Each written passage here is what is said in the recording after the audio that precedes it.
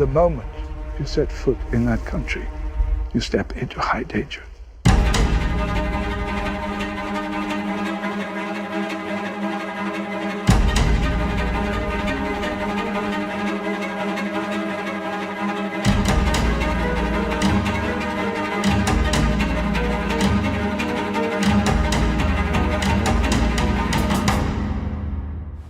Welcome to Kermode Uncut. As you probably know, there's a new Martin Scorsese film in cinemas at the moment, Silence, and it's got very, very good reviews. It's a very serious piece of work. I mean, it's about faith and religion and politics and all those subjects which are very close to Scorsese's heart. Now, I'm personally slightly divided about the film. I think it's really important. I don't think it's perhaps his best work, but I think it's one of his most personal movies. The strange thing about Silence is that some people have said, well, it's not what you would expect from Scorsese, which is completely untrue, as if there is something specific that you'd expect from Scorsese. Of course, it's part of a triptych to some extent with Last Temptation of Christ and Kundun, films about faith.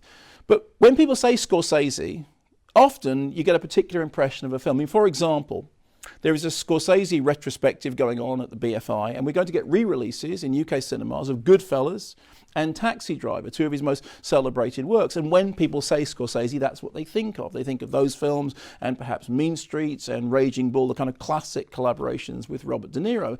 And yet there's always been so much more to Scorsese's career. I mean, for example, the screenplay for Silence is co-written by Jay Cox, who worked previously with Martin Scorsese on The Age of Innocence, a wonderful adaptation of Edith Wharton's novel. When Age of Innocence came out, one of the things that surprised everybody was that it was a U certificate film.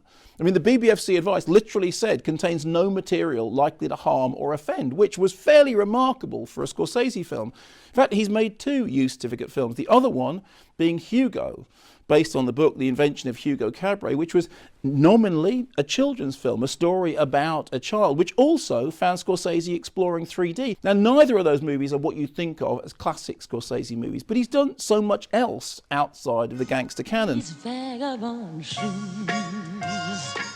For example, in 1977, he made a musical in the shape of New York, New York. Now, the film wasn't particularly well received at the time. It was cut down. I think I first saw it in the 1980s in the longer version at a late night screening at the Phoenix in East Finchley.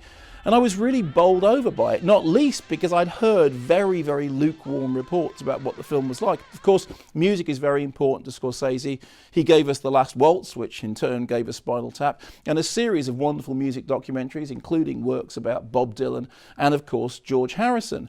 But New York, New York is a proper musical. I mean, yes, it's deconstructing the musical and it's taking the musical apart, but it is a musical. Again, what you'd expect from Scorsese?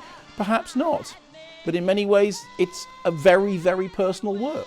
The other interesting thing about Scorsese, when you look at his back catalogue, I mean, we think of him as an auteur, as an originator, somebody who leads the way, but he has done remakes, remakes which people are very sniffy about remakes.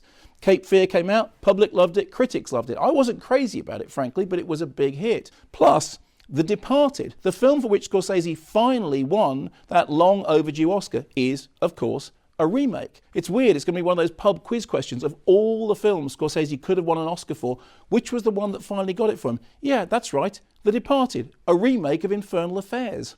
And if that's not enough to prove his diversity, remember, Scorsese has also turned his hand to comedy, most infamously in After Hours, a film which got very sniffy reviews when it first came out, but has subsequently been reassessed as one of his lost masterpieces. I've always been slightly ambiguous about After Hours because it came out round about the same time as John Landis's Into the Night, which I prefer, but that's probably because I'm fantastically shallow. However, Scorsese's best film, his best work, the thing which always remains for me at the very top of the tree for him, is the king of comedy. I mean, not a comedy at all, a very, very sinister and strange film with a brilliant performance by Robert De Niro, really edgy, really dark, a complete sort of continuation of the Travis Bickle character, and a film which, the more we move on from it, seems more and more prescient about what celebrity culture means. None of those films are films that you think of as classic Scorsese. It's not Taxi Driver, it's not Goodfellas, it's not Casino, it's not Mean Streets, no. But when you look at what Scorsese has done over the years, actually, there is very little consistency except for the fact that he's always made his own movies in his own way, on his own terms. Whether people have liked them or not doesn't really seem to matter to him. Although I think he was quite pleased about that Oscar.